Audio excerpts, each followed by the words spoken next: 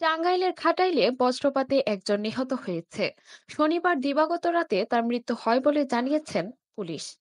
নিহত ওয়াজেদ ঘাটাইল সদর ইউনিয়নের খিলপাড়া গ্রামের মৃত সোনা খানের ছেলে। পেশায় তিনি ছিলেন একজন বাবুর্চি।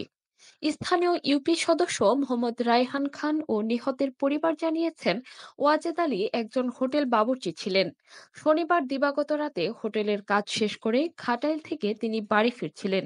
এ সময় আকাশে ঘন ঘন বজ্রপাত হচ্ছিল। রাত 11টায় বজ্রপাতের এক পর্যায়ে ফতেরপাড়া খিলপাড়া রোডে বজ্রপাতের আঘাতে তার মৃত্যু হয়।